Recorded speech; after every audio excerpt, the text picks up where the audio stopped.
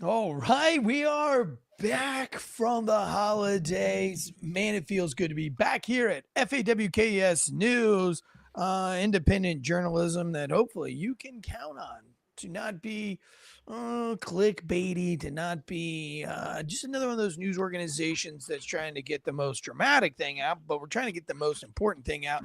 Mondays, we usually save for uh, society and culture, but we're going new. You guys really like the political news. So Mondays is going to be me and John Bates or Deadleg every Monday, kind of picking only like two segments out that are big topic news to go over and discuss versus Wednesday, which is just political news, straight political news, what's going on around the world, around the country, what you need to know to get you through the week. But Mondays, a little bit looser, a little bit more deep dive, I guess, less topics than on our Wednesday. And of course, we still do our Friday show over on Failure to Stop every Friday, which is all first responder content. All right, before we jump into today's show, era of domestic terrorists, I think we're going into the bloodiest year that we've seen since 9/11. And I'm going to tell you why. I'm going to tell you why I think that on today's episode. I also want to talk about the Nala police chief. Is she another Lori Lightfoot? What do we have going on over here? And then, but more importantly, I want to talk about something that just popped up this weekend, which is this Sean Ryan special. I don't know if anybody listens to the Sean Ryan show. I do listen to that show from time to time.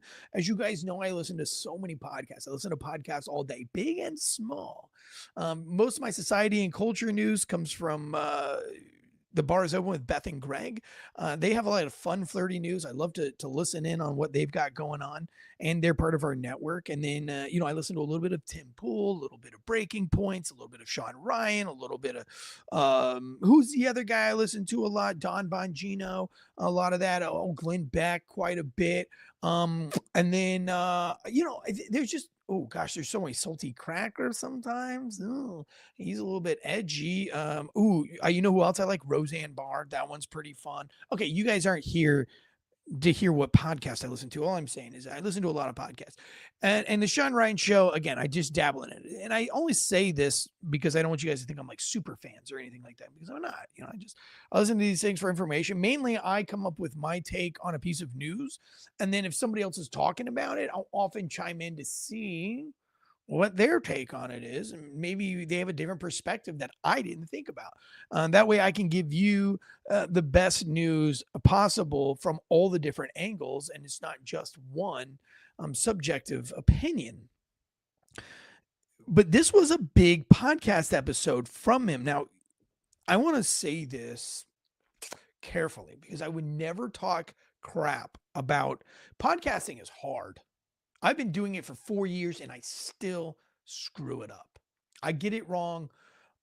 Not the facts or anything like that, but you know what I mean, the audio or the video or the lights or getting all the producers and editors paid on time. There's always something. I'm always missing something. If the lights in the studio are perfect, then the camera's not. If the cameras and the lights are perfect, then the reels and the shorts are not, or the thumbnails are struggling. I mean, it's always something. There's a lot of moving parts in the podcast world that you have to keep up with. So I never want to misjudge or judge these guys too lightly. I don't like to play Monday morning quarterback with them and all those kind of things. But I will say that I always question certain podcasts, and I question if they're not part of the operative. Now, in a conspiracy theory, everything is the conspiracy, right?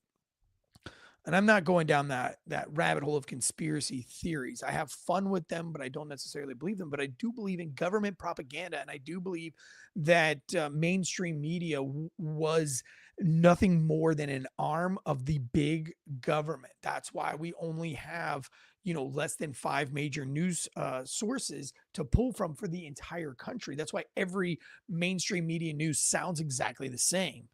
Different hosts, same message, almost verbatim, the same keywords, the same key topics. So if you listen into WRAL Raleigh and then you listen to WSDL San Diego, the messages are generally going to be the same, and the whole outline is going to be the same because 5 major networks run everything.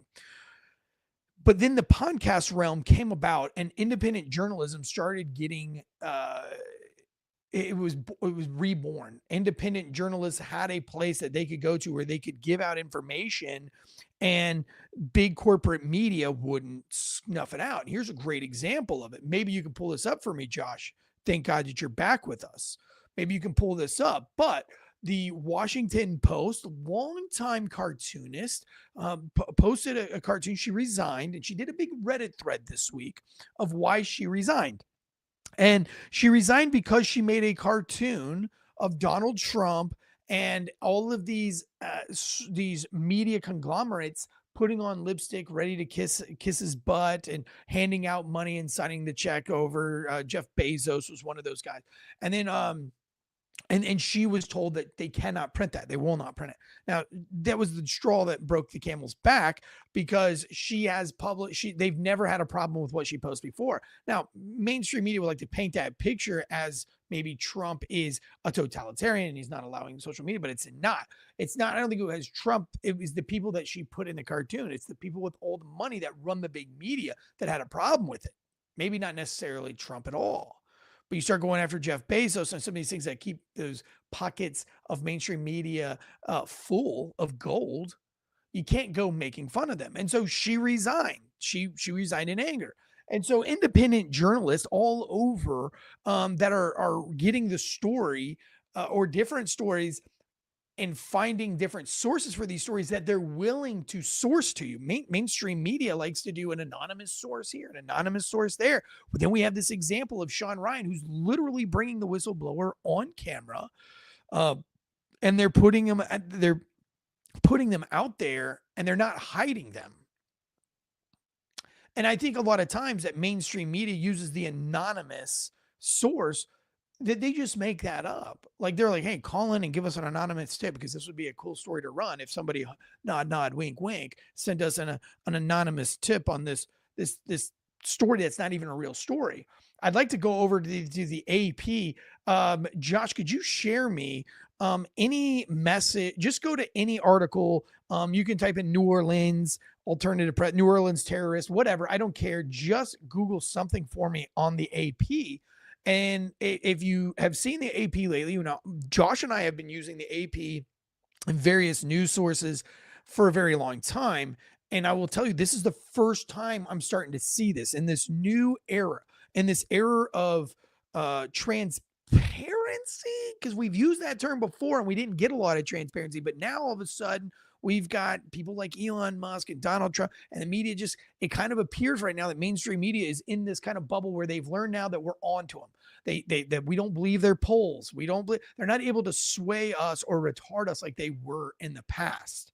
And that's all because of independent journalism, because the explosion of podcasts, people like Joe Rogan, we're having guests on like Dr. McCullough and Dr. Malone and all of these other guys on that are literally not an anonymous source, and they're deep diving 3-4 hours to give you the totality of what the news is, so that you can make a formulated opinion or a smarter opinion, a hypothesis on how you want to go forward with that news. They're not trying to bait you into emotions or try to tell you how you're supposed to think. They're simply asking questions, and it's up to you to continue down those rabbit holes. Now, did you bring up the AP for me real quick, Josh? Just any article from the AP. I just want to scroll through it, and I want to show you that the AP is now putting these ads somewhere in every single article. Keep going and down until you find an ad that looks something like it's AP advertisement, and it'll say, now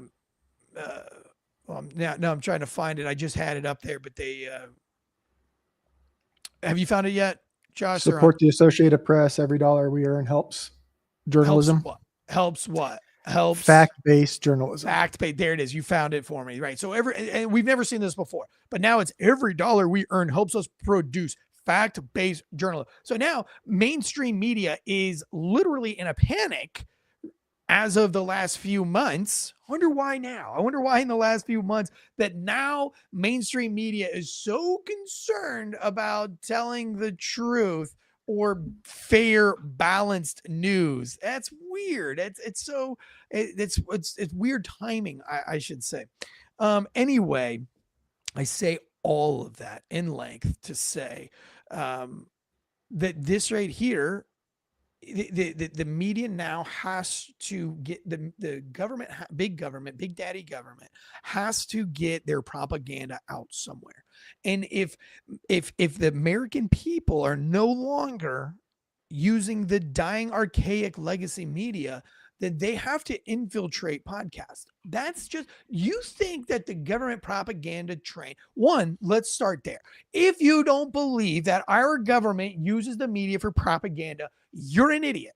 You're an idiot. Leave the show. I don't even want you here because you're too stupid to fathom anything that we're going to say. You literally have zero imagination and you're an idiot. Leave now. The show is not for you. You're too, you're not open-minded enough. You're a closed-minded individual with no critical thinking skills. You probably were in some kind of a public school system, top of your class in the public school, and you've stayed in academia and you've listened to everything that big daddy government has ever taught you without questioning anything. You're the one that if it was in ninth grade, you would still be walking down the hallways like this if your ninth grade professors or teachers told you had to do it. And you never questioned like, why can't we just walk down the fucking hallway? Why do we have to, you know what I mean? You know what kind of guy I'm talking about, Joshua? Yep. Okay. Just follow the leader. There's no questions asked. Don't ask questions. Okay. So now that all the idiots have left the podcast here, by the way, for those of you who are on this new YouTube channel that we've just started in this new podcast, our audio listeners, the audio listeners numbers are awesome. If every single one of you audio listeners will leave us a 5-star rating and review right now, we will make the charts. You guys are crushing it on audio. YouTube, obviously, this isn't something YouTube's going to put on an algorithm. It just won't ever happen. So if all of you guys in the YouTube chats would please share the show on your social media feed, on your Facebook. Doesn't matter if you have 1 follower or 10 followers. The algorithm sees that you're sharing this, and so it bumps me up in the algorithm, and then that gets Josh and all of us paid from YouTube as well, because we don't have to do YouTube. All of our money comes from audio listens. We only do YouTube for fun, but personally, I do it because I feel like I have a relationship with guys like C. Beerworth and Folk Around and Find Out and Will Cray and all the people in the live chats, Teresa Flober. You know, I get excited when I see these people here, David J, Mike Dutcher, Corn Pop was a bad dude. You know, all of you guys, Axe Crocker 88 now, you know, like I feel like you guys are OG families. And so I that's why I do it. It's for my ego. Feed my narcissism over here. Okay, so right, it's not a cult. It's not a cult. Neither is jujitsu. Don't tell my master that. Don't tell my master sensei that I said that. Now that we have all the idiots that have left, if the rest of you here acknowledge and accept that propaganda is real and that our government uses propaganda, and if they use mainstream media predominantly for that propaganda, to spread that propaganda, and nobody is watching it anymore, and the people that are watching are too old to give a shit, they now have to infiltrate podcast world. So I get very skeptical when I hear ex-CIA agents, inside analysts, because they do a really good job of saying, "Oh, I don't trust the government. I don't trust." They say it so much that it makes me be like, "You say that a lot.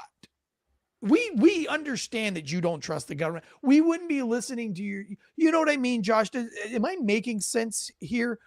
I really want to hit this home, because when you're investigating a crime, if somebody's coming out and they're being like overtly like on one thing, and I'm trying to think of an example, you're almost like, you know what I mean? If you didn't look at the center console.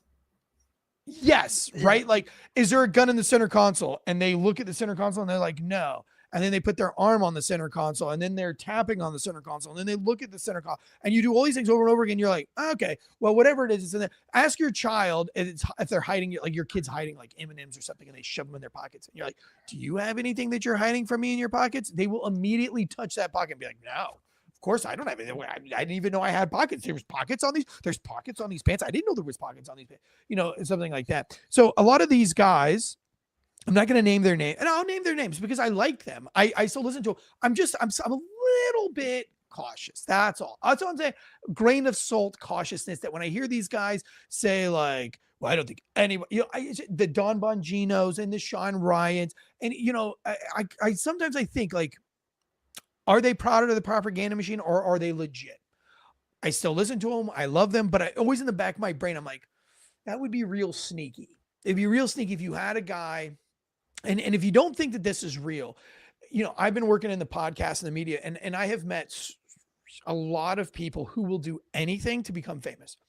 I skateboard with families. My kids are competitive skateboarders. There are families who will literally sell their children's souls to win skateboard contests, to win over judges, or to get sponsorships. They will knowingly know that taking a sponsorship from that company is not morally or ethically right, but because of that, be it energy drinks or whatever, they will still allow their child to be sponsored by that, even though that their child can't consume that. And then they say, well, we make water too. Well, when have you ever seen it in the stores? You don't. So really what you're doing is you're putting this logo on children to let everybody else know that they should be drinking energy drinks. You know what I mean? But they don't care, right? They'll do anything and they'll say anything. Same in the podcast world, and I deal with that almost with every other podcast that I work with. I end up learning very quickly that they'll do anything to be famous. And then I have to, part ways or whatever, because I'm only willing to do so many things to become famous. Does that make sense, Josh? I'm in a weird boat that it doesn't matter how famous I get or don't get. I'm here for the facts. I'm going to wake up in an astronomical amount of pain tomorrow. So no amount of money is going to change any of that. So I'm in a really cool, unique spot here. But I know what you mean. There are people that they'll say anything. They'll do anything. They're like, hey, look at this little league sponsorship by Playboy. Like, man, maybe that's not the two things that should be going together. But I know what you're talking about there. Or they'll take a sponsorship that they didn't really want, and I'm, lucky for me, I was mentored by people like Mike the Cop, and I was mentored by other people in the business, for instance, Ross Patterson. I don't want that to be a shocker. He's a loose cannon, right? He's Ross Patterson, and he's the drinking around. But you know what? He would always say, if you don't believe in the ad, do not read it and don't worry about it.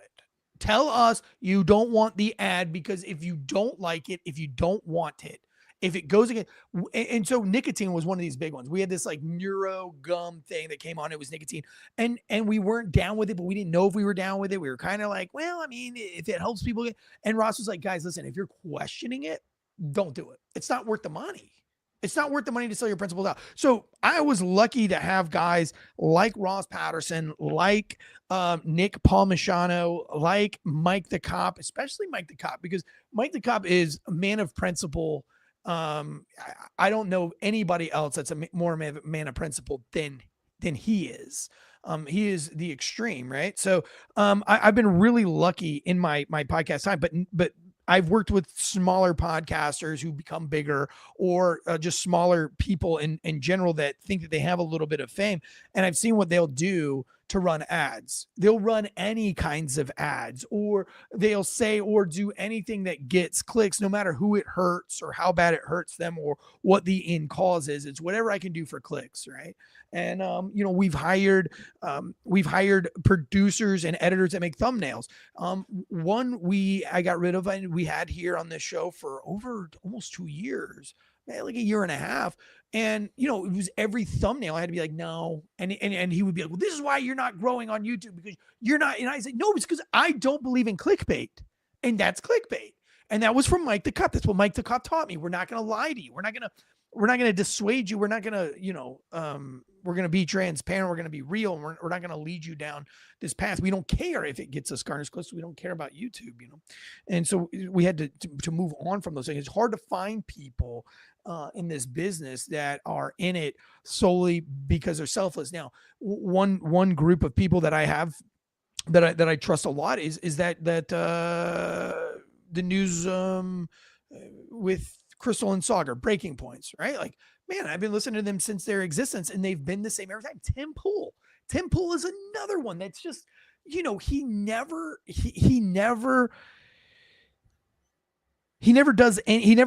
sold out. He never does anything for clicks, and he does a very, very good job, and he's very successful at it.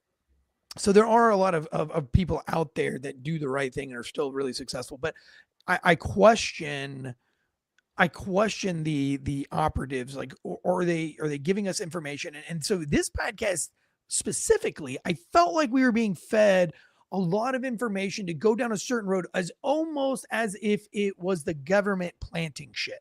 If it was like, you know what? Sean Ryan likes whistleblowers. This guy's really big into whistleblowers, and we're going to give them something that they cannot resist. We're going to send them this fake email, and they're going to have to run with it, and they're going to have to believe it because, this is what they want. This is what they thrive. And I really do think that Sean Ryan really does that. Now, I'm not saying Sean Ryan's purposely of any kind. Let me be very clear. I don't think he's a willing operative of the government, but I question the validity of the email only because I know that these guys, they want to be first, they want to go right. And this is a media's wet dream of, here's you a chance to be first. We're going to give you this super secret email, and then the FBI is going to call you and act like we didn't know anything about it and all these other things. And do you question it at all, Josh, or do you think that this is real?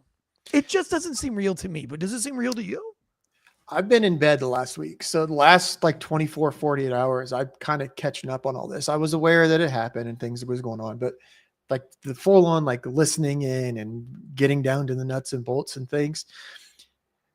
When someone starts to give us information or starts to try to feed me information, I'll listen. But while I'm listening, you can hear me furiously typing in the background. I am Googling the shit out of whatever you're saying. I want to make sure that we can back it up. I want to make sure I got 3 or 4 different sources, that anyone else that comes along that doesn't have the investigative background that I have or you have can do any cursory search through Google and find the same information I'm reporting on.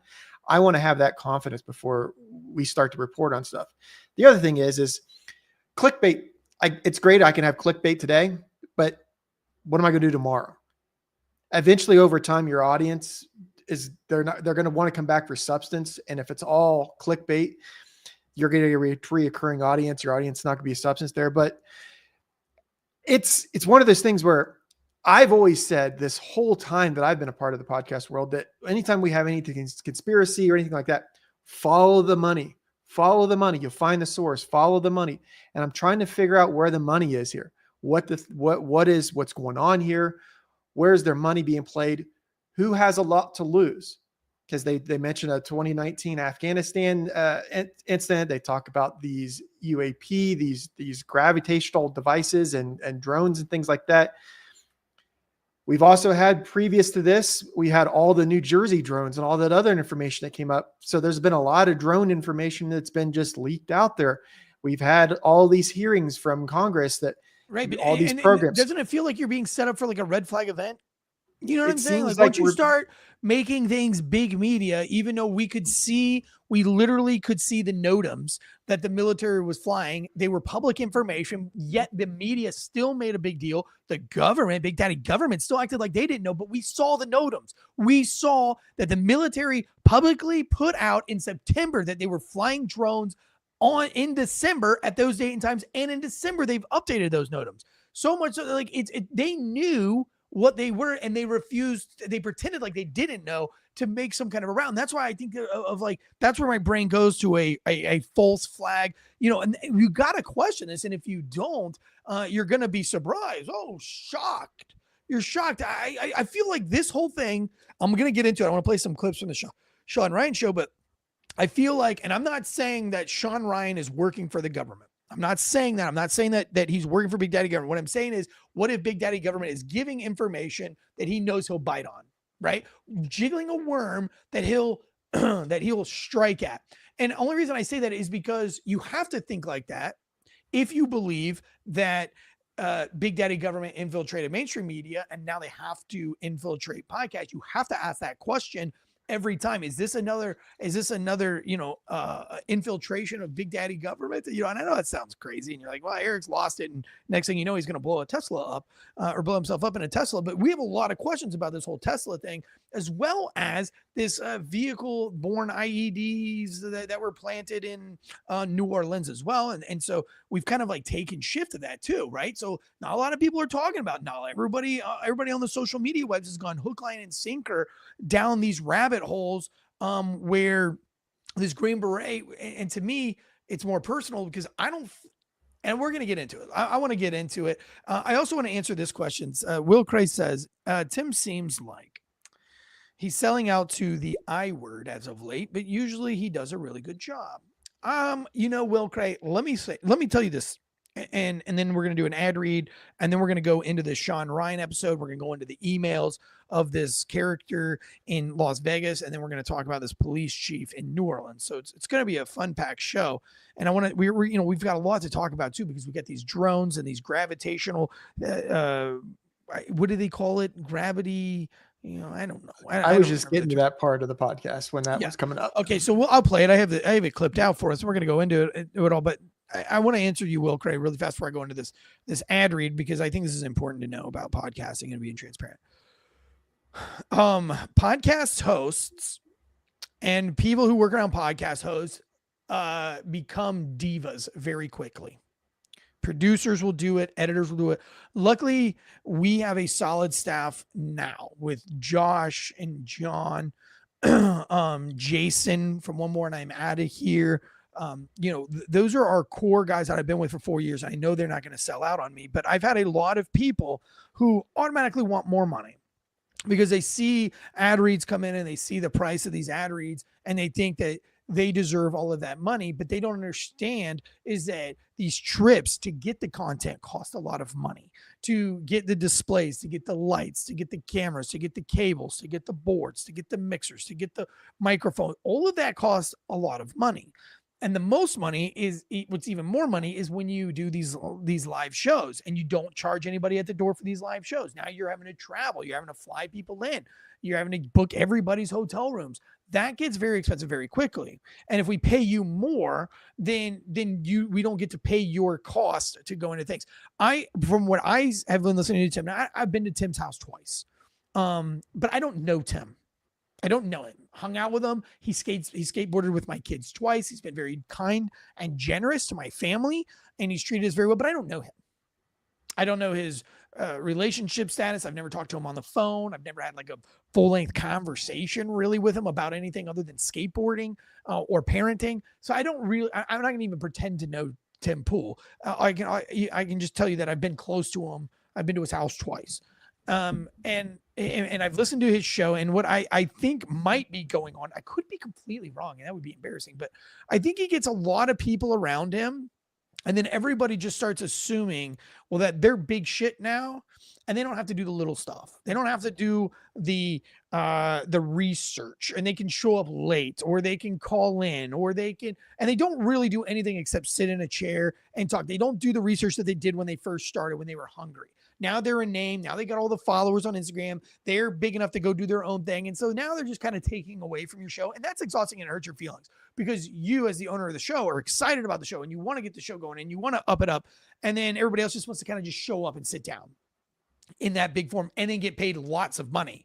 You know what I mean? It's not like these guys are getting paid like $500. These guys are getting paid $100,000, $200,000.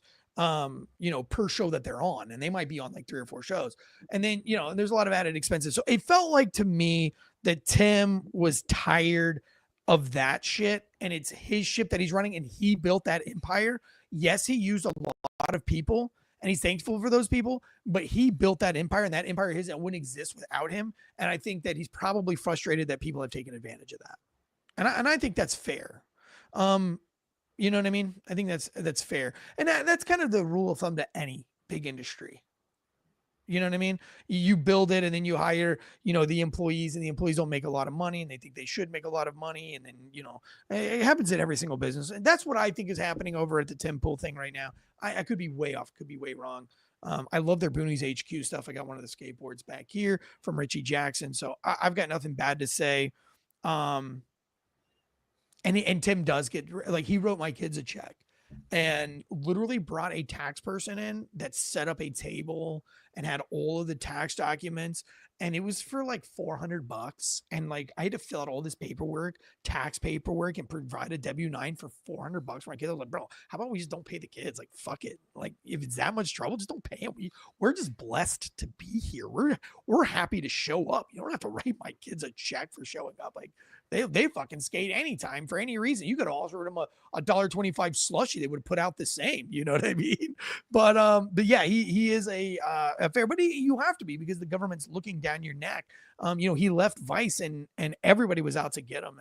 And in this industry, as you can see, it's pretty cutthroat. You see what happened to Alex Jones. You see what's happened to Project Veritas. Anytime you start fucking with Big Daddy Government's going to come after you and squash you. That's why when you're not getting squashed, I kind of question it. Like, okay, so if Sean Ryan really has this information, and this is really the email, he really has this guy on, how come the FBI is not raiding his place like they did Project Veritas? Like, how come they're not questioning their sources? And why is the FBI actually playing along and giving them phone calls and giving them information off the record, which I'm going to show you a clip. You really think that's off the record? No. Every law enforcement officer in the world knows that nothing is off the record when it comes to media.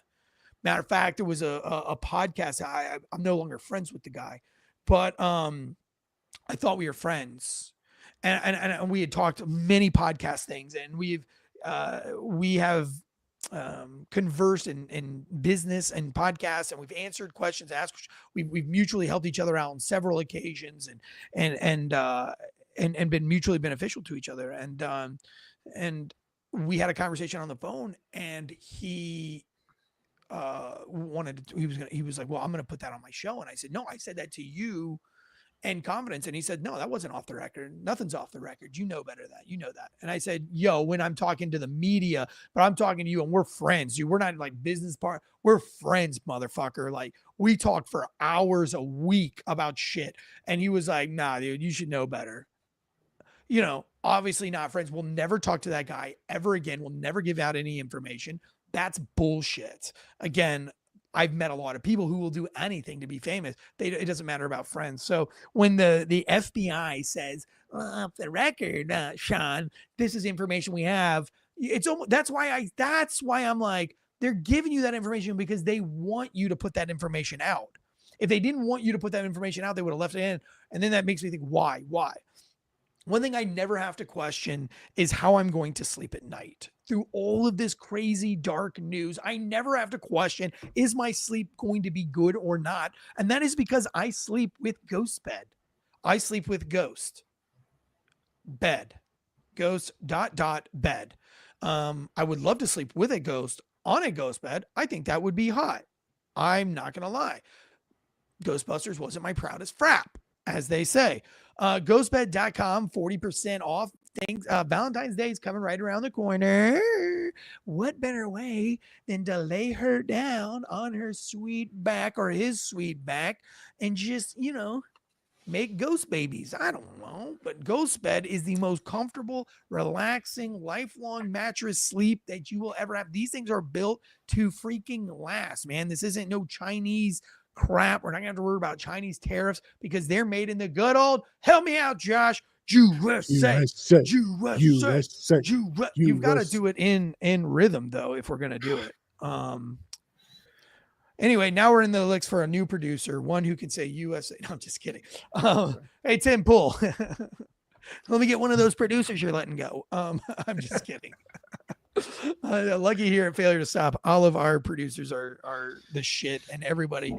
It just seems like the group that we have here on Failure to Stop and on Fox News, man. It's like we're all in this as a family, and the core of us, we've always 40 years that we've been working together now. We've always just been, family, ups and downs, but at the end of the day, we all get each other. We care about each other. We love each other. And it's just been phenomenal working with you guys. So I don't, we got 99 problems, but that ain't one. You know what I'm saying?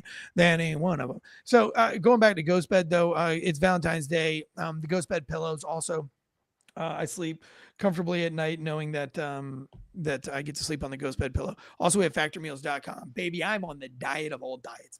I'm getting down to, I'm at 208. I was down to like 203 before Christmas. After the Christmas holiday, 208 now. Not good, Joshua. Not good. So I am on full diet mode. I'm going to go down to 195. I'm going to compete at 195 in jiu-jitsu this year. And yeah, it's going to be great. And factormeals.com /Wolfpack50 is where I get all the help from, because I can meal plan all week. I can do my breakfast shake. I can meal plan my lunches out, fresh, never frozen. I'm going from protein heavy. I'm going to calorie conscious, Josh. I'm going to calorie conscious. I want to lose weight. I want to shred the weight. I do a protein shake to make up for the protein, but I want to look like a Holocaust victim, but I don't want to put a shot or a needle in my stomach. By the way, we had an opportunity to run one of those ads. I was like, absolutely not. Not going to do it. Not that I'm not against it. It's just not something I would use, so I can't really talk about it. You know what I'm saying?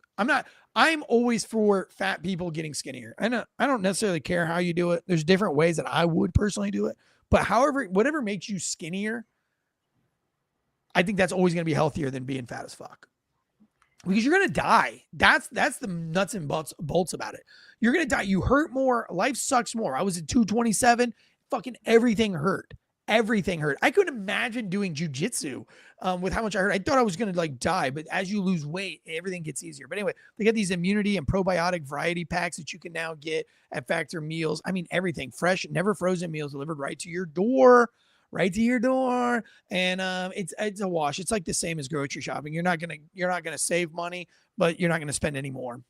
By the time you factor in all the other bullshit of going to a grocery store, Factor Meals is like the same. So head over to Factor Meals 75.com. Use the promo code Wolfpack50, and start your meal plan today. And all right, let's get into the Sean Ryan stuff. Also, I always got Shield Box, one of the best subscriptions. I don't know, we don't have them for January, but I still give them some love. Still give them some love because they support us through the Christmas holiday. You can still go over to shieldbox.com. I don't even think we have a promo code for Shieldbox. They just fucking. I don't think we do. Like what? What do you think? They're like, we don't even care. But you know, the reel that we made for them, it's like up over like 500K. So let's go. Let's go. Here we go. You ready for the Sean Ryan? This is the first part of this. It's kind of long, guys. But if you're not going to listen to the Sean Ryan show, you're only going to listen to my show. I think it's worth hearing. POA took a major interest in this as well. And, you know, one of the things that he said, I'll wait till later to bring that up. But I don't know. I don't trust any of these people. I mean, public affairs officers are there to. I'll keep my mouth. Yeah. Create. PAO is there to protect the command. Yeah. 100%, nothing else. Yeah. They're not there to shed transparency on anything. They are there to protect the command. Let's recreate what the story is. But, and you know what's interesting? Fuck it, I'm just going to say it. You know what he said? He goes, on the call, he said, I didn't talk to him. I didn't want to talk to him. but so had them talk to him. He said, between me and you guys, this guy's DNA didn't match his son. And made it sound like it's some big secret. Then at 9:34 p.m., I think it was 9:34 p.m., the New York Post had a headline that said that so they're trying to make it sound like this guy did this because maybe he found out the son wasn't his, but. Right. So now, does that not seem like a psyop to you? Does that not seem like government propaganda? And you just proved it, Sean, but like, you're not seeing it, Sean. What you're saying is like, this guy literally just tried to use your podcast for a arm of propaganda. He says, oh, I shouldn't say this off the record, but don't tell anybody. Bullshit.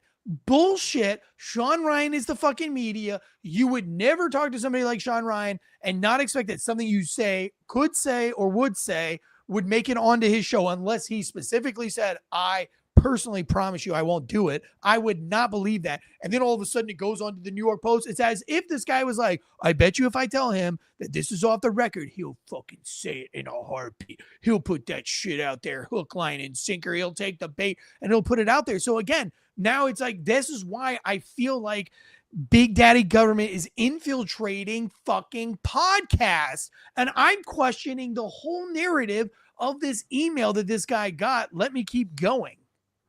For the last 4.5 years, there have been people in and out writing articles and different stuff and just investigations, some big, some small, just trying to keep accountability in the military, but developed a robust network within the military, all branches, and people feed into this and send me messages and here and there.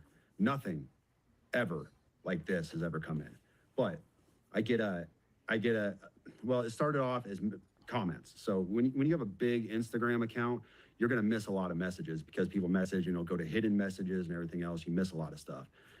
Well, I kept seeing this comment on recent posts that I put in there, and it was from this burner account that said, hey, check your DMs, check your DMs, check your DMs. So I go in there and try to find it. There's no message from this guy, hadn't come through or whatever. And then he messages again once that message was opened up. And I said, hey, your previous messages haven't come through. What do you want to tell me? And he said, what I'm going to send you, now these are literally his words, what I'm going to send you is going to change the course of humanity. That was his phrase, change the course of humanity. Okay, a little bit dramatic. I get these messages all the time. People have this big story they want to tell. They want to expose their command, whatever. I take everything. So we get that message 4 times a day on Failure to Stop's Instagram. And it's not even that big. Like it's only like 13 or 14,000. And then our Facebook's like 13 or 14,000. And then our YouTube's like 8,000. So like when you're going through all those messages, again, not even nearly as big as these guys, but we get that message twice a day. Oh, you've got to cover this story. This is crazy. Or the total corruption inside of our police department. And it's like, if I listened to every single one of them, I'd have to podcast every day and go down all my time would go to researching corrupt police departments. So I get what he's saying there. Like, it's very easy to be like, people get really hyperbolic, really crazy. And then you come to find out it's like, well, at the end of the day, it's just it is what it is. Kind of like when I got fired for opening up a distillery. Like, it's not really like changing the world type thing. But for me, it was, right? Like, it's bombshell whistleblower news. But to everybody else, it'd be like, oh, well, how stupid. You didn't know you were going to get fired for that.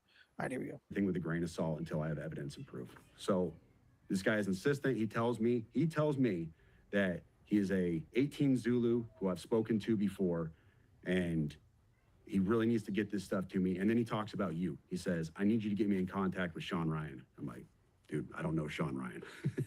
I'm not that big, but he's insistent that I get him diverted to media sources, says go to Fox News, whatever else. And I said, all right, tell me what you got. So I give him my Proton email account, give him my signal number, and he reaches out immediately. And I'm going to read this initial message for you because doesn't have names or anything else on it, but this was his message on Sunday. He reached out and said, like I said, this last Sunday, he said, sending with a VPN active on Wi-Fi only. Do not message me. I will send out updates via both Signal and email, but trust me, you're going to want to be involved. Well, first of all, no. I didn't want to be involved.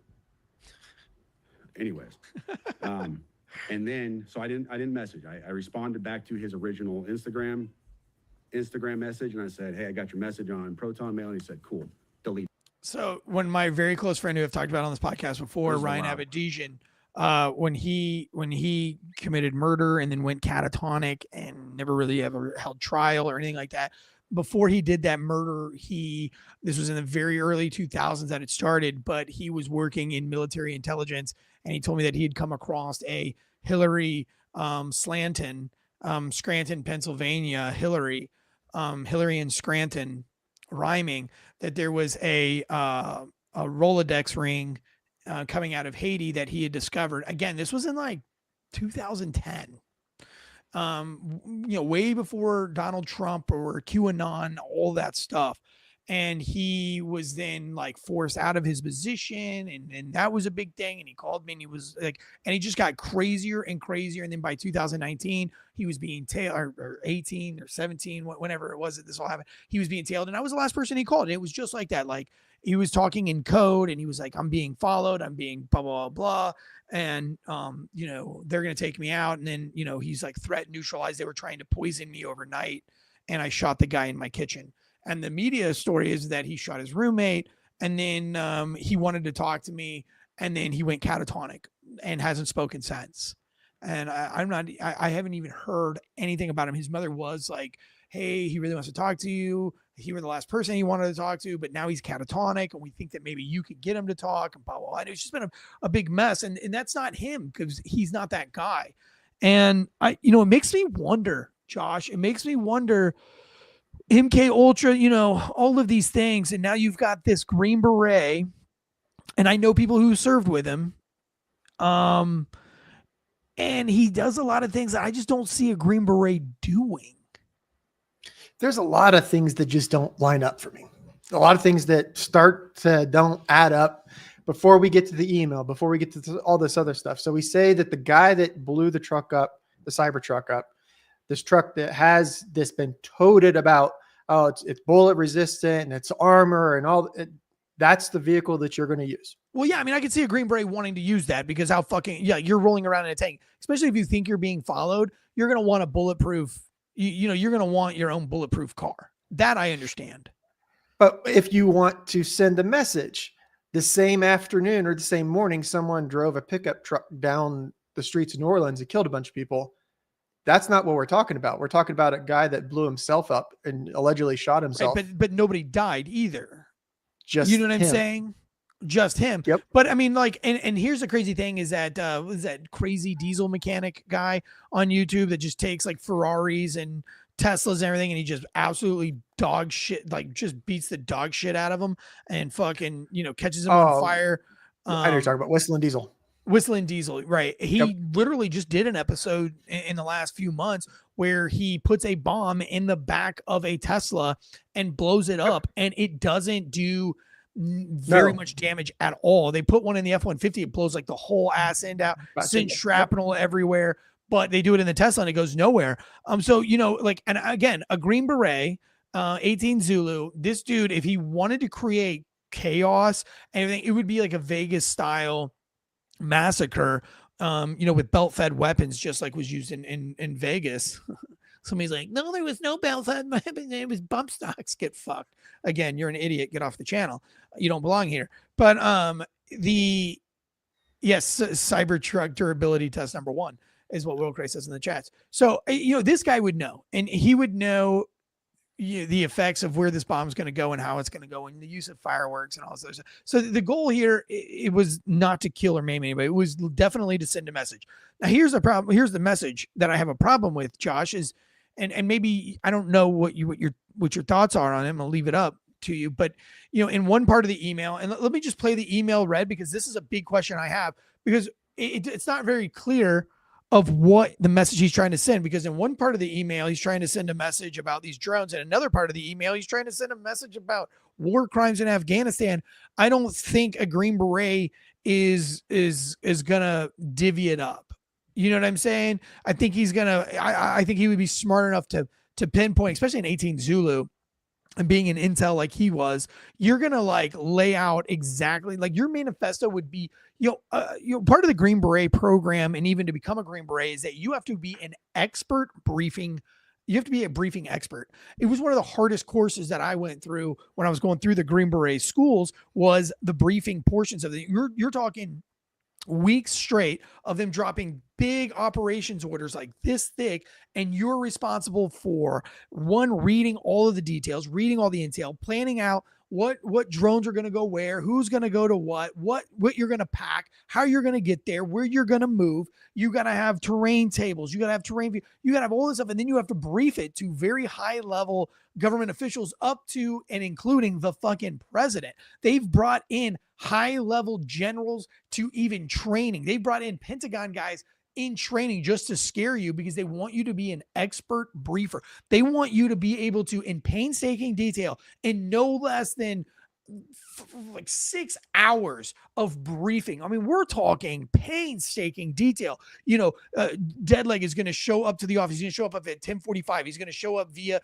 his Toyota Tundra truck. He's going to run only his lights. We say only his headlights because he has exterior this and that LEDs. Once he gets to the door, he will use his left hand to open the door with his left hand while keeping his right hand located on his pistol. Once the door is open with his left hand, it's an outward facing door. That door is then going to face to the outward. He is going to button hook, meaning he is going to take his left foot, put it behind him. He's going to rotate his hips to the right, and he's going to make a button hook formation into the house, entering the house, you know, clearing the fatal vulnerability. I mean, I'm talking painstaking, retarded detail in these briefings. If you're a Green Beret out there, or you're a Ranger, you know that I'm not exaggerating. You know this. So for him to write out this email the way that he did, weeks in advance, days in advance, and it be very not detail oriented, he's either extremely drunk, high off his rocker, or it's just simply not real. Let me play the email so you know what I'm talking about. Vision point or on to the Mexico border, I am sending this now. Please do not release this until 1 January and keep my identity private until then. First off, I am not under duress or hostile influence or control. My first car was a 2006 black Ford Mustang. Which has, by the way, my first car was a 2006 black Ford Mustang V6, has not been verified. It was not, from the verification they have right now, it wasn't a 2006 black Ford Mustang. He owned one at one time. That wasn't his first car, unless there's just something like we, the people, don't know yet. Like maybe it was bought by his parents or something like that, or it was his dad's car. But as of right now, that hasn't been confirmed. I tried before this show went out today, Monday night, it had not been confirmed. Mustang V6 for verification. What we have been seeing with drones, he puts that in quotes, he says drones, is the operational use of gravitic propulsion systems powered aircraft by most recently China and the East Coast, but throughout history, the US. Only we in China have this capability. Our OPSEN, that's Operations Center, our OPSEN location for this activity is in the box below. China has been launching them from the Atlantic from submarines for years, but this activity recently has picked up. As of now, it is just a show of force, and they are using it similar to how they used the balloon for SIGINT and ISR, which are also part of the integrated comms system. There are dozens of those balloons in the air at any given time. The so what is because of the speed and stealth of these unmanned aircraft. They are the most dangerous threat to national security that has ever existed.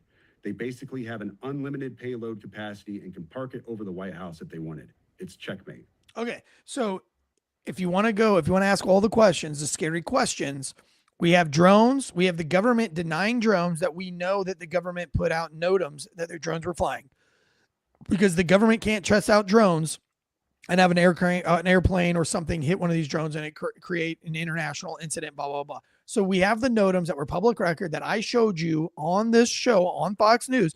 I talked to a pilot who flies the fucking president around, who says, hey, these drones have been always on the NOTAM. They've always known about these drones. So we know that the government knew what these drones were, and they opted to pretend like they didn't know and to scare us into panic. And now we have this email that's coming out saying that drones, and that these specific drones are the drones that we don't have any answers to, and they're with this weather balloon that we shot down and all these other things. And I'm still like, well, hey, hang on, because then why were these drones?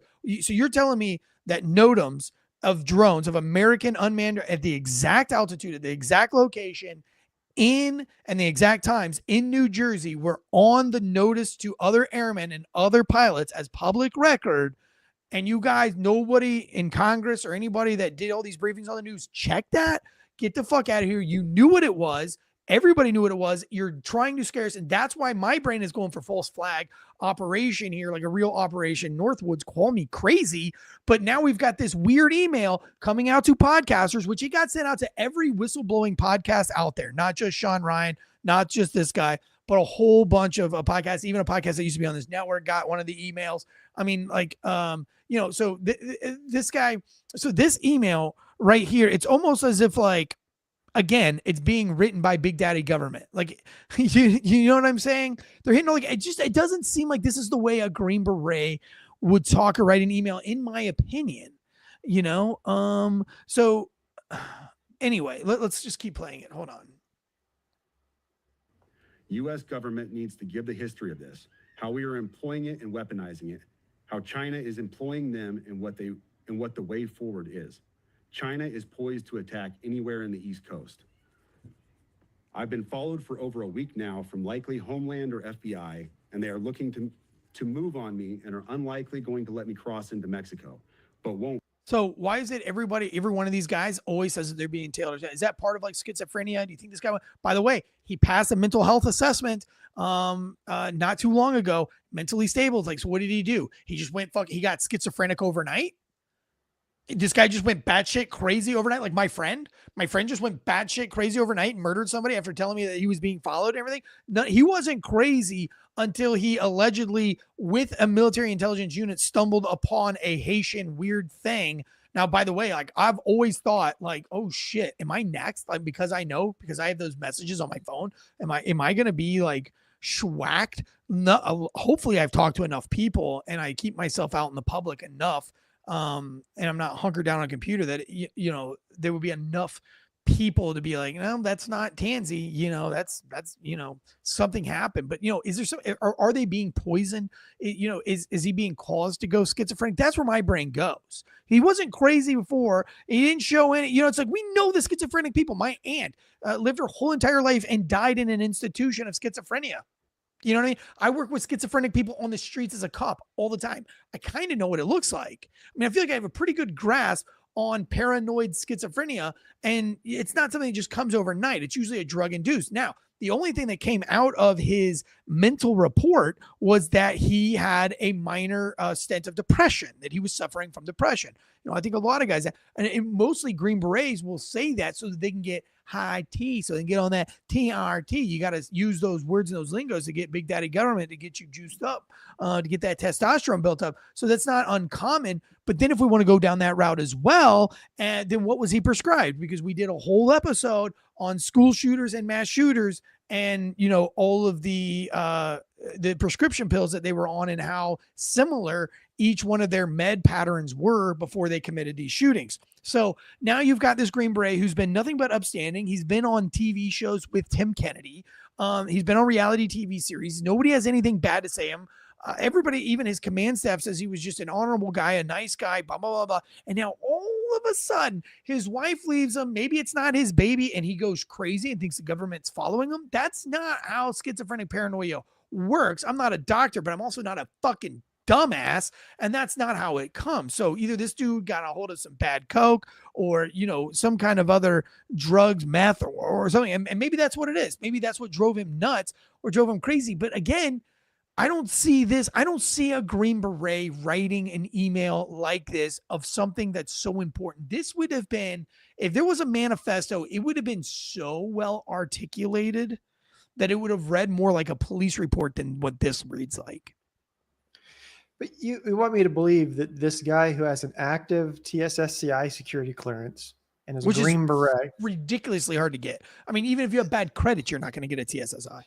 No, those are one of those things that once you have it, it doesn't matter what you do. Just having that opens up 6-figure jobs just because you have it. It's impossible to get. So someone like that, who has this background, who has this entire military career, who is, mind you, he's still active duty. So he's on leave. While he's on leave, just someone doesn't have this spark overnight. There's a pattern that you can start to lay out. Like, 6 months ago, he had this happen. And then 4 months ago, he had this happen. And then 2 months ago, this happened. It's not 2 days ago, this happened. And then he sent this weird email out. There's a huge pattern of this, but there's nothing here. Right. But Murph right there, he says, it doesn't cause a manifesto to me. It seems more like I need to get this out before. That's true. But I'm telling you, in 18 Zulu, listen, you can trust me. I shouldn't say you can trust me, because I mean, at the end of the day, if the person really is crazy people do crazy shit. But I would more than bet that an 18 Zulu would articulate his email with such insane allegations. He would have articulated it a lot more. Agree. These guys take down countries. This is a 20-year Green Beret. These guys infiltrate governments and collapse governments. They build indigenous forces up to fight other governments, and nobody ever fucking knows they ever were there. Or like when you see like wars pop off between like little civil wars and stuff, you can almost bet that there are a few Green Berets on the ground, either A, instigating it, or B, helping one side beat the other on completely clandestine. I'm not even talking about Delta Force. I'm talking about real, just regular Green Beret ODAs, detachments that go out and create absolute chaos around the world. That's what these guys do. They are masters of chaos. He would have articulated this better. He would have known that to get his point across, to convince whoever is listening, he would have known how to articulate this.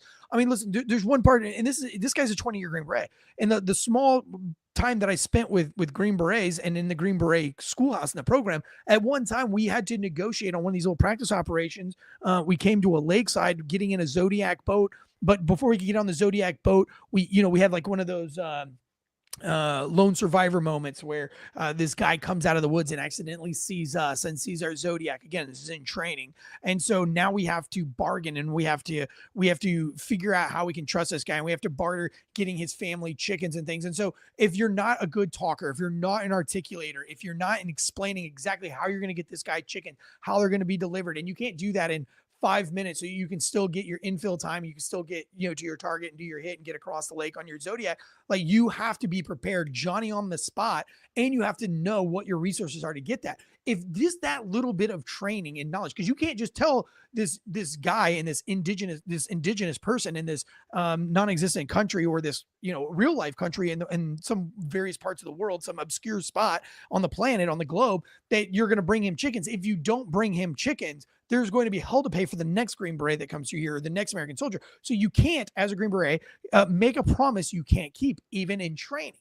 And they will, in training, say, well, you promised this guy chickens, and you said this is how the chicken are going to get him the chickens. So even in the training scenario, we knew that you had to be really on your P's and Q's, because that is what building indigenous forces is all about. That's what force multiplying is. And so I don't think a guy like this, a guy that knows that he has to convince somebody, and to convince somebody, you have to bring receipts. Where do you think I come up with Fox News, and where do you think I come up with the philosophy is I have to bring you guys receipts? Why do you think guys like Sean Ryan use that word, or Don Bongino use that word? It's because that's what we've all been taught, is that's how you, now I want to say manipulate, but that is how you grow and multiply your force, is through trust and through transparency and articulation. I just don't see that in this post.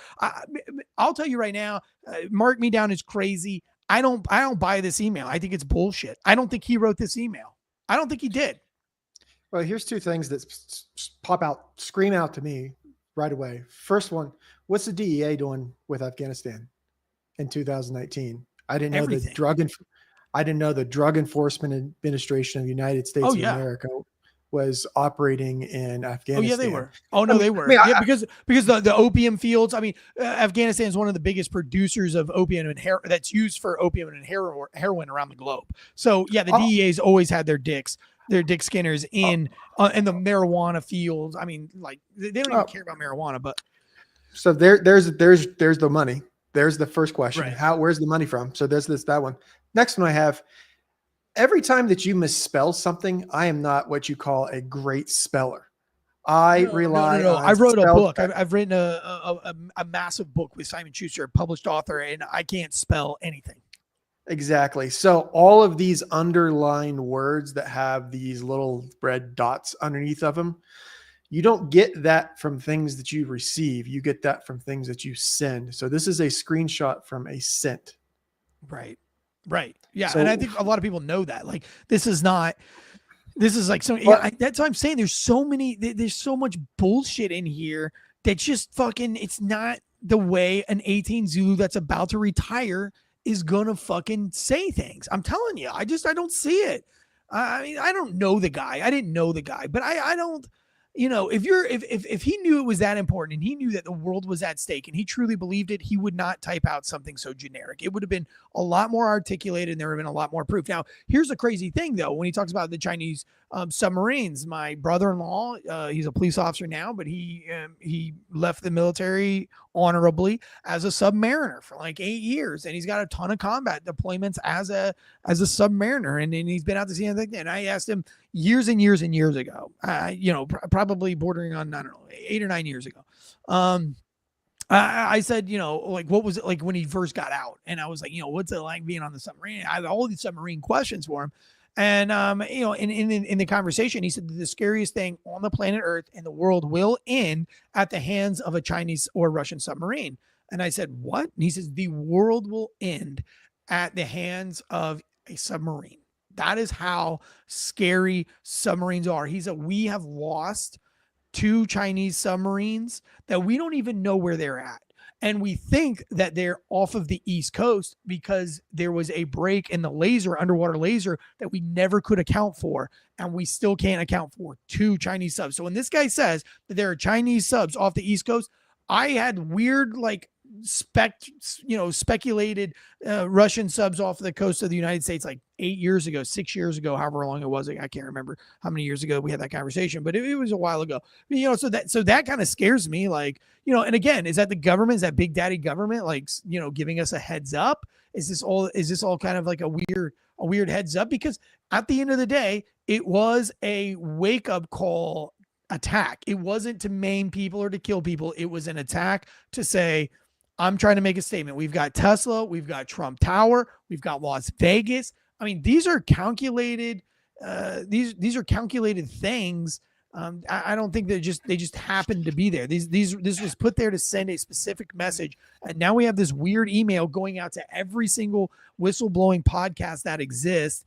And then we have the FBI saying, well, hey, nod, wink, wink. Don't tell anybody, but the kid wasn't his. It all just seems like the government's paws, big daddy government propaganda paws are all in this. There's out of this, there's two things. There's this gravitational propulsion system drones. There's that part of it comes out of it. And then there's this cover up from 2019 that comes out of it. So let's play into the drone part. Let's play into the we have some system. We have this that is so state of the art, this technology, right? And we're going to play into this theory that this person has knowledge of this. So if you are already on the inner circle and the only way to get out is by showing receipts, why not show all of the receipts right from Jump Street? Why not put it all out in this email? Why not put it all out in this big, long manifesto, like you're saying, this big op order?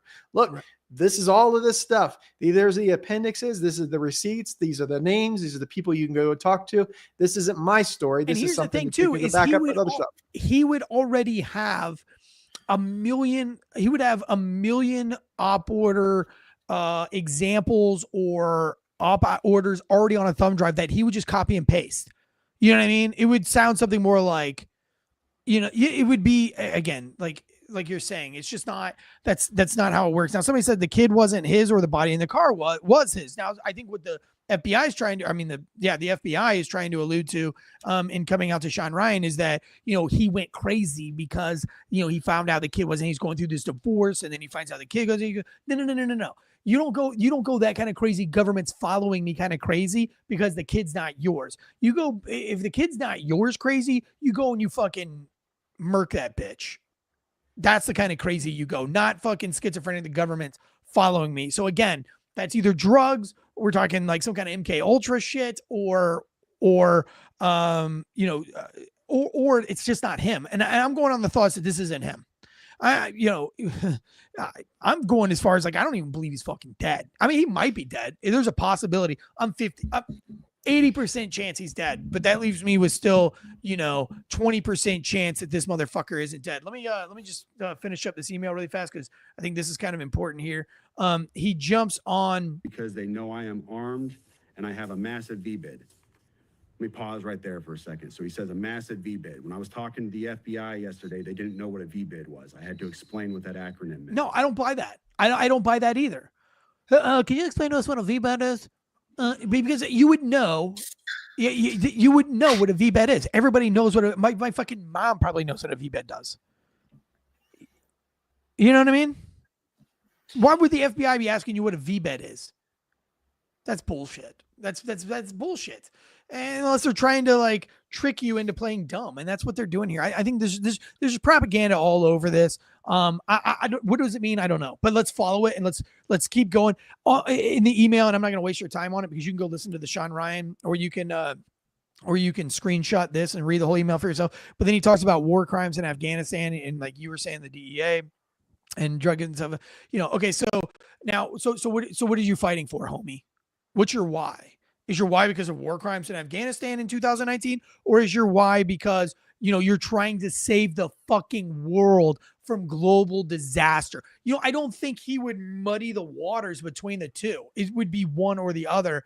Again, dude, this is so weird. I think the Sean Ryan show was a setup from the FBI. I think he fell for it. I think that they sent these emails knowing that he would talk about, or some podcast, because they sent it to everybody. They sent it to Anti-Hero, Sean Ryan, Joe Rogan. I mean, this is in everybody's inboxes. That's a whistleblowing type show, because the FBI, and then they changed the guy's signal, the signet, the signal handle, after he was already dead. Like, I don't see a Green Beret doing that and doing it for any reason. What I think is Big Daddy government wanted to send a message. They want to put some propaganda. They want to scare to these drones. I'm still not scared of the drones that are currently flying around in the air. I think that these drones are our drones. There are big drones. They've been testing it. The people who fly the president know about these drones. If they didn't, they wouldn't be flying the president around anymore. The Coast Guard is using drones for search and rescue up and down the East Coast. That is a plan that's been rolling out since the beginning of the year. And fuck. You have an earthquake? I don't know. Something just like ran smack into my door. I'm out in the, like, I'm in a podcast barn. It's big government. They're coming for us. They're coming for me. I'm paranoid now. No, it's more like like a dog or a dog or something hears me. And it's like trying to sniff around, see if he can get in here, or maybe an armadillo or something. But anyway, so yeah, I think at the end of the day, I really want to pay attention to this. This just screams Vegas shooter kind of shit to me. If you've seen the movie Shooter, media doesn't make that stuff up. These are all messages being put out to people. I think they're distractions, major distractions. I don't think propaganda media is working the way they think. I think they've lost control of the media, and now they're trying to control the narrative, and they're using podcasts to do that, and to retard you and to make you question everything, which you should be doing anyway. But I don't know if I'm falling for it. I'd like to know where you guys stand on this. I mean, is this something that you guys, as listeners, do you buy this narrative? Do you think that this is easy? Maybe I'm wrong. Again, I'm 80%. I'm 80-20 on this. I don't really have a real stance on it because I don't know enough to be an expert. So I don't want to tell you that I sold, like I'm sold on this. I'm not sold on it. It's just a perspective that I have on this. But it's very strange. And now we're talking about drones. And we're talking about China. What's the biggest fear right now in everybody's mind? What's the anxiety that everybody feels global, at least nationwide right now? What do you think the biggest fear is right now nationwide? Mine's making sure we can pay for the groceries in our refrigerator. Okay, on a bigger scale. Bigger scale. Well, we've got in a couple more days, a couple weeks from now, we've got the transfer of power. I mean, do you feel like there's a World War III coming at all? If it is, we're instigating it. I'll go ahead. Do you think we're in the midst of a World War III right now? I think it could kick off at any time, at any point, because there's so much misinformation and everybody wants to put out that I have the facts. This is exactly what's happening. So if you're the first for the microphone, you're the first the people are going to hear. So it doesn't matter what you say. That's the first thing that they hear. It doesn't matter how many times you have to go back and retract it. That's the first thing that you hear. So if you hear, hey, I'm trying to stop World War III, or hey, there's these drones, there's a lot of words that have been kicked around in the last, just 90 days. Drone has been in the media how many times in the last 90 days? And real quick with the drones, I'm not going to give you advice, but I tell you right now, if you go to Walmart or Amazon and buy a drone and you happen to be in one of these areas that people are seeing all these, if you take yours and put yours up there, I guarantee you'll find out who belongs to those drones because they're going to come talk to you. Some federal agency is going to come tell you, hey, get your Walmart drone away from ours that we have already covered in our NOTAM. Right. Yep. And then if the drones flying up and down the East Coast that are looking for search and rescue swimmers that can pinpoint a cork in the ocean, if there was a submarine hiding in the off the East Coast, you don't think we'd be using drones to be trying to find that submarine? No, I don't. Yeah, I mean, how do you keep a submarine down there for 8 years? So I'm not saying that, but you know what I'm saying? It's just like, I think right now that we are scared. I think there is something that Corn Pop says right now. He says we're in World War III. I think we are too. I think we're in like a game of chess. And listen, in a game of chess, what's it all about, right? Like, you don't have to kill all the pawns to win at a game of chess. All you have to do is get the king into checkmate. And so it's really all about positioning. It's not so much about it's not so much about how many pawns you kill or how many things. It's all about getting into the right position. So at the end of the day, can our army kill more people's armies? Can our nukes kill more people's more people and devastate more? Go wider, go further, go sure. But at the end of the day, it's all about your positioning, and the way to get the best positioning is through submarines. So I've always been very terrified of submarines, and I do feel like that is the way it's going to go. We're going to do a big rant on. I'm going to save it for John Bates. He really wanted to do it anyway. He wants to do a big thing on the Nala police chief. Just being an absolute DEI giant, just an absolute joke of a human being. And the fact that she's running a police department right now, it's been like, I don't even know how many police departments she's been a part of in the last fucking 10 years. It's more than I can count. We're talking 1, 2, 3, 4, 5, 6, 7. I mean, like there's 7 right here just in one paragraph that she's worked with. I mean, she's got all this praise from being in Chicago and working in Chicago. You know how long she was a advisor, whatever in Chicago? Fucking 6 months. 6 months. 6 fucking months. So get the fuck out of here. This bitch is just hopping from one place to the other. She's a DI hire. She's a clown everywhere she goes. But I'm going to leave that up to John Bates. So he'll be doing a kind of a quick take on everything going on in New Orleans. There's new news coming out that she did not know, that they didn't have their proper barricades, or what kind of barricades that they had. By the way, it's also kind of strange that they've always had these big giant steel barricades that they use to close down the street, but they're up for repairs right now. And so how would this guy even know that? He doesn't know that. So again, another one of those coincidences, I think not, type ordeals. And then we have Justin Trudeau today stepping down. I told you on Fox News. I told you this. How many weeks ago did we say this before Christmas break? I told you Justin Trudeau would be stepping down. And that all started with a conversation with Donald Trump that the media tried to distort and make hyperbolic, that he was talking about them cutting to 51 states. No, we have subsidized Canada. Canada is they're going to have big major problems, and they're not going to play ball with us. They're not going to get. They're taking all of their guns away from their people. There's a lot of moves being played in Canada, and mainstream media is hiding those from its people, and frankly from us as well. And so I can see the writing on the wall that something big is going down in Canada, and they are not happy that Donald Trump is in power. Also, some weird Tesla, Elon Musk shit going around in Britain, calling out different, these decades old story of the sex cult, the ran by the Palestinians or Pakistanis actually, in Europe. And that's all now coming back to light for some weird, awkward reason. Again, all of a sudden, now that Trump's back in office, all of this pedophile shit starting to reemerge. It's almost like it really exists, but it only exists when Donald Trump's in power. So, is it real? Is it not real? Is this just a conservative power play that they can always go to, kind of like the Democrats always go to racism? Is this what the right does, is always go to a sex ring? Or do we really have a real problem? And I would say the Epstein list, the Hillary Clinton Foundation, I would talk, about some of these questionable things going on in, with the Prince and Britain and things. I think there's a lot of evidence out the P. Diddy stuff that maybe it's a real fucking thing, and maybe one day it'll come to light. I doubt it. Will Cray says Trudeau stepping down just means someone else in his party is going to take his place. Sure. Corn Pop says both were electric vehicles, and the feds want to be able to shut you down while you're driving a Mo Krill switch. Great perspective. Great point on that. That is Johnny on the spot Corn Pop. Listen, guys, we took some time off of social media. I started a family vlog that my family really wanted to do. There's just so many cool things have happened in the last, month or so.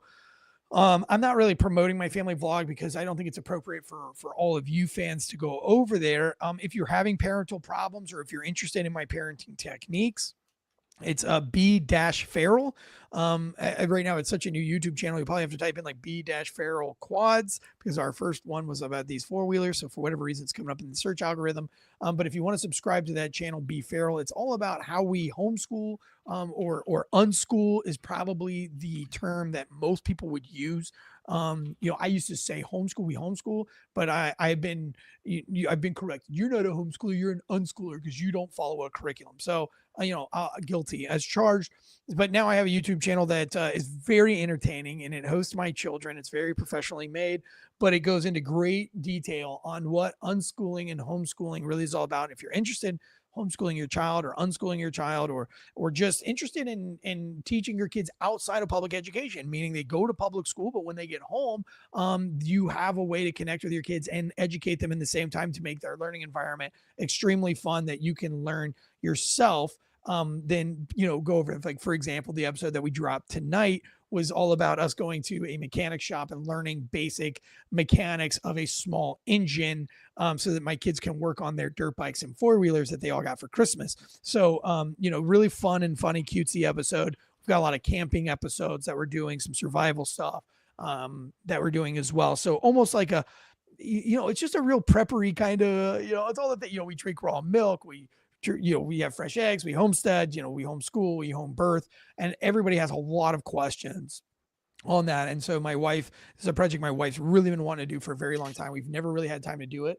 And full transparency to you guys, I stepped down from my ownership in the distillery, sold my ownership from the distillery so that I could have more time to focus on podcasting and to focus on my family vlogs and my book deal that's going to be dropping here in about 6 or 7 months. So there's just too much going on the plate, and I had to get rid of something, and podcasting wasn't what I wanted to get rid of. So the reason I say this now at the end of the show is because if you made it an hour and 20 minutes, you're a real fam, and I feel like that you can have this information. So do with it what you want. But so we're going into the family vlog realm right now, which is really fun. And my wife and I are going to be podcasting together about parenting stuff on the side, about, all the things that answering all of the questions that people have from me as a parent raising 5 wild feral children. So if that's something you're interested in, then go follow Be Feral. Do not feel like you need to do it. I'm not keeping tabs. I'm not saying like, oh, well, Murph530's not a real fan of Eric Tanzi. He's not.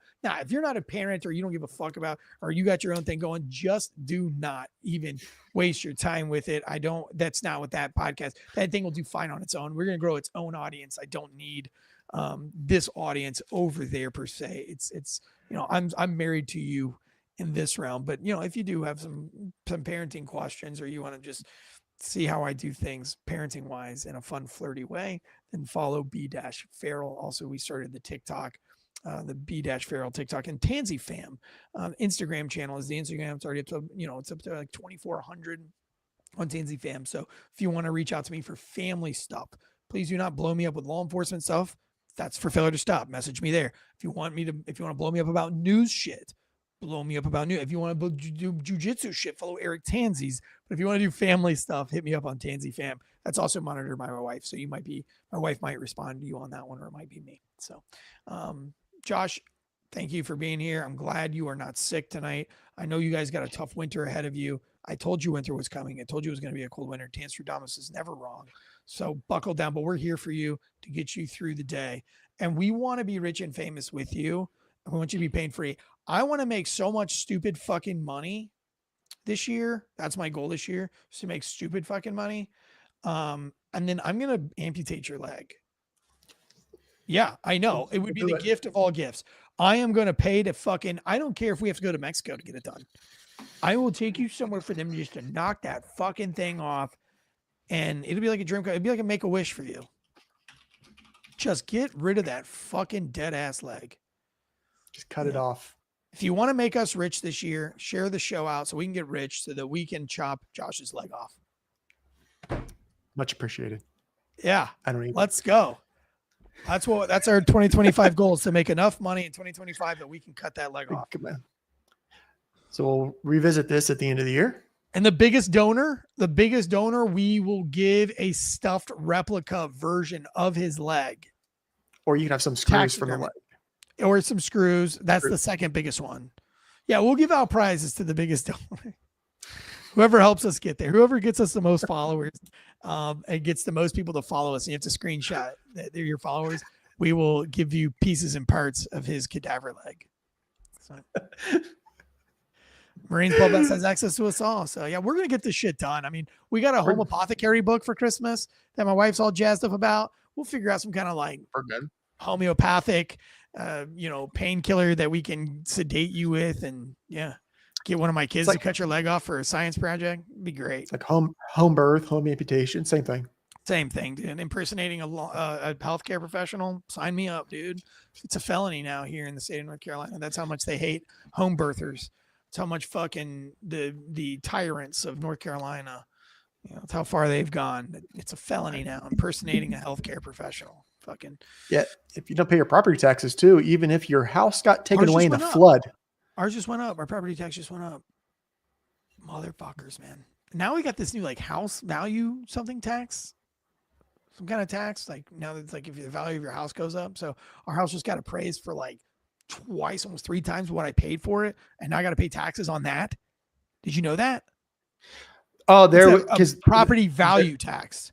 there was one that the federal government wanted you to do was that inherent gain tax. So that's the one that was going to screw you over really bad with the federal side of things. Because if your house had my this town's already inflated doing it. extra value, yeah, they got that inflated extra value. Now you're going to pay taxes. We just on got a this. letter. But We just got a letter about that. Like the value of your house is this, and now we have to pay. Now we have to pay taxes on it. But hey, I've got to go because I've got to turn in the final edit notes for Pig Latin, a seriously funny true story.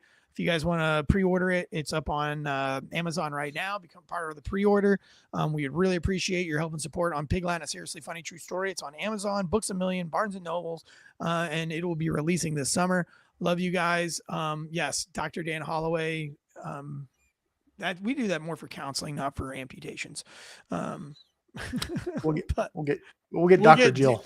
Yeah, we get Dr. Jill or Dr. Phil. All right, guys. From everybody here at Fox News, listen, G.I. Joe said the best. Maybe you didn't know about domestic terrorism and government propaganda, but now you do know, and knowing is half the battle. Take us out of here, Josh. See ya.